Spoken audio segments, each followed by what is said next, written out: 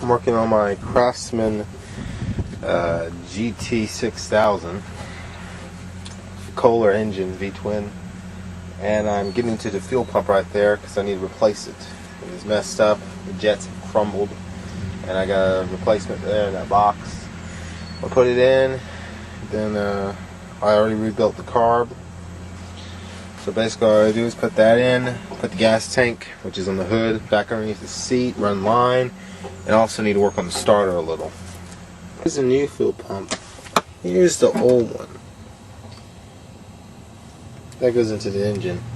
Listen for the sound. That's how a car passes. Hardly makes any sound. So for this one. Nice and loud. I had to oil the O-rings on. These are all extra fittings they give you. I wish they give you extra screws. You gotta use the original ones. Get some ready for installation. Right onto there. Yep. Fuel pump is installed, and now it's time for the carburetor, which I cleaned and rebuilt. This is that massive carburetor, but this is a massive engine. It's a V-twin. Almost like what's in a small car. And actually, the kit did not include a bowl gasket, and so we took an O-ring and we had to stretch it. And it was very hard to put it on there, so that's one complaint. I wouldn't get a kit at all, actually.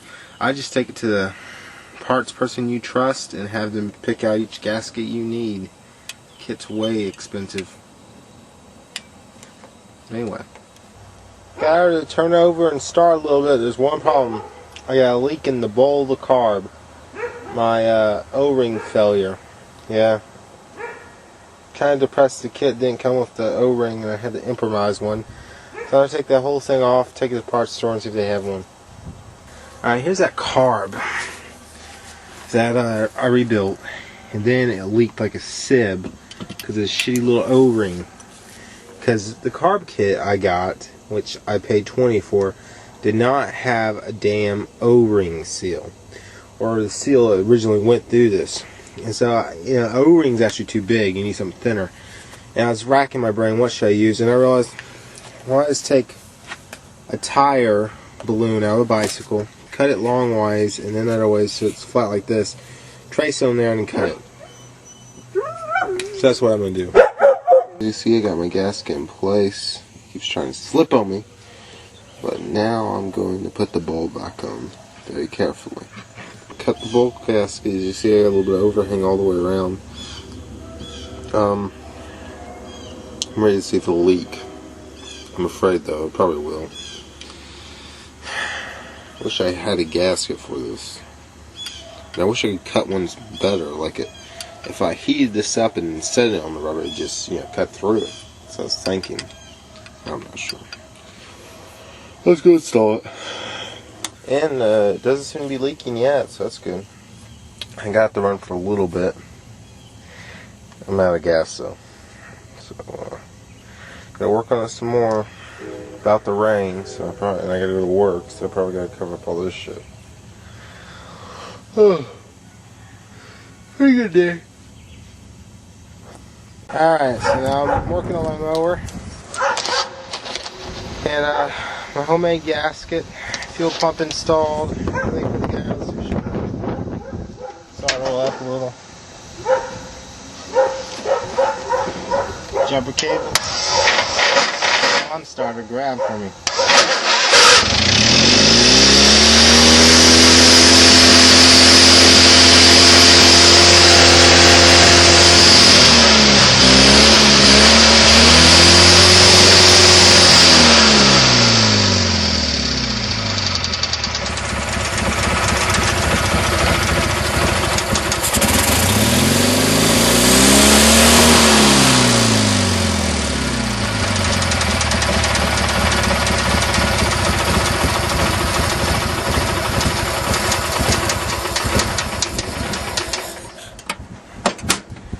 Hells yeah!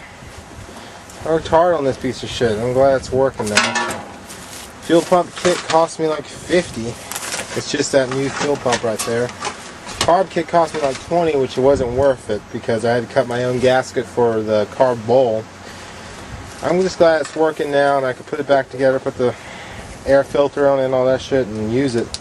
One little thing I am pleased with is the carb kit came with this special little attachment. You can see it there, it's that silver thing. It swirls the air, and if you heard how loud that was and how good it was doing, it never did that before. It never was that loud and got up to that many RPM, so it's probably going to go a lot faster now. And now I gotta play around with the electrical. I think the electrical's okay. I'm not sure.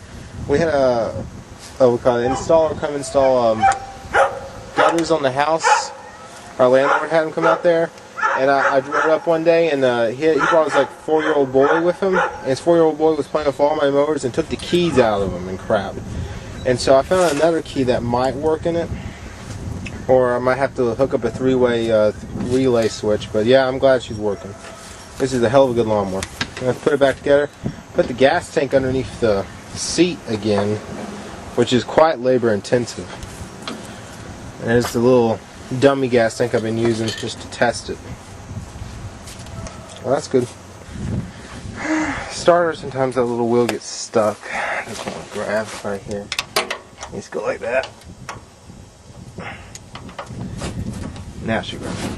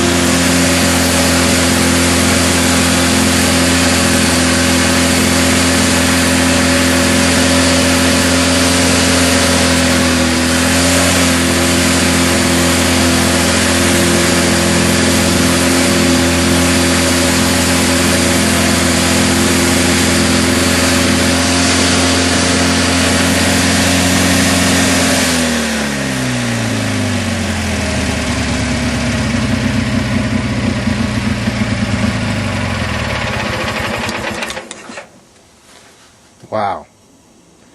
I probably should look into hooking up the governor before I blow a head gasket. Hear it sizzling. That is one smooth running lawnmower. I was probably going around 20. So pretty fast for a lawnmower. I need to blow up the tires. I need to look into the governor and whatever it does. Put the hood back on.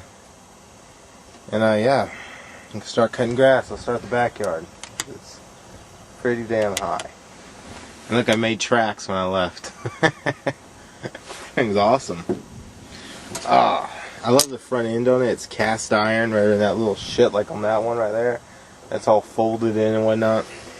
I gotta start cleaning up the yard and figuring out the governor system on this. Peace. And I dropped a screw. Now, I didn't see it go in the carburetor, or do I see it now inside the carburetor?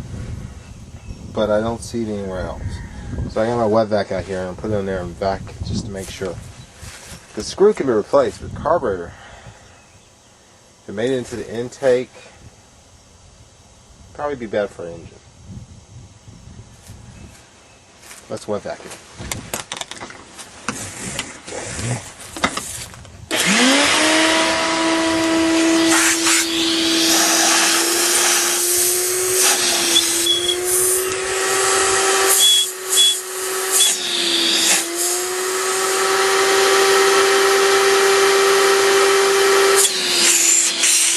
Got the hood back on. It's ready to cut grass. Look at those tires. Look how big those tires are.